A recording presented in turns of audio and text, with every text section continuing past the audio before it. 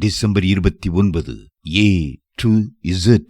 விசுவாசத்தை துவக்குகிறவரும் நிறைவு செய்கிறவருமான இயேசுவையே பார்த்து ஓடுவோம். எபிரேயர் 12:1. ஆபிரகாம் கடவுளை விசுவாசித்தான், அது அவனுக்கு நீதியாக எண்ணப்பட்டது என்னும் வசனம் 4 முறை வேதத்தில் வருகிறது. ரோமர் 4:3 மற்றும் 10. ஆபிரகாம் கடவுளை விசுவாசித்தான், அது அவனுக்கு நீதியாக எண்ணப்பட்டது. அது எப்பொழுது அவனுக்கு அப்படி எண்ணப்பட்டது?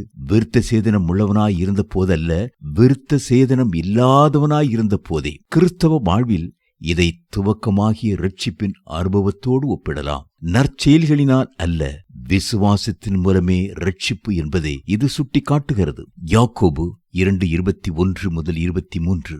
நம்முடைய மூதாதையாகிய ஆபிரகாம் தன் மகன் ஈசாக்கை பலிபீடத்தின் மேல் கிடத்திவிட்ட போது அவனது செயல்களினாலே அல்லவோ நீதிமானாக்கப்பட்டான். ஆபிரகாம் கடவுளை விசுவாசித்தான், அது அவனுக்கு நீதியாக எண்ணப்பட்டது. ஆபிரகாம் தனது விசுவாசத்தை தொடர்ந்து செயல்களில் காட்டுகிறார். கடவுளுடைய வார்த்தைக்கு கீழ்ப்படிந்து அத்தனை ஆண்டுகள் காத்திருந்து பெற்ற உயிருக்குயிரான மகன் ஈசாக்கை பலிபீடத்தின் மேல் படைத்தல் என்பது ஒப்புக்கொடுத்தலையும் பரிசுத்தமாகுதலின் பாதையையும் நமக்கு சுட்டி காட்டுகிறது.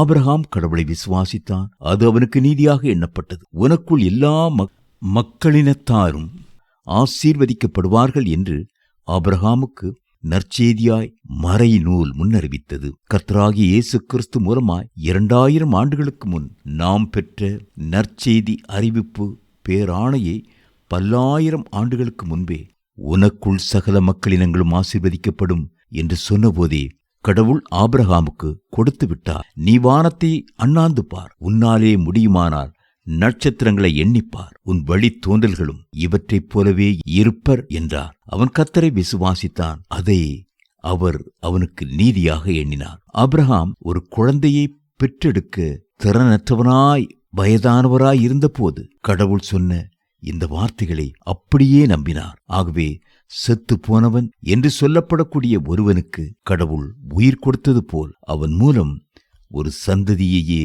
இவ்வுலகில் உருவாக்கி இருக்கிறார் என்றால் அது உயிர்த்தெழுதலின் அடையாளமாகும்.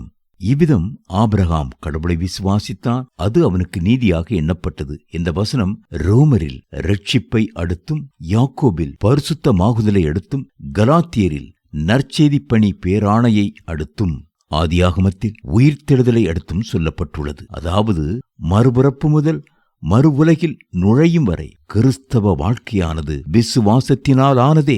முதலிலிருந்து முடிவு வரை விசுவாசமே.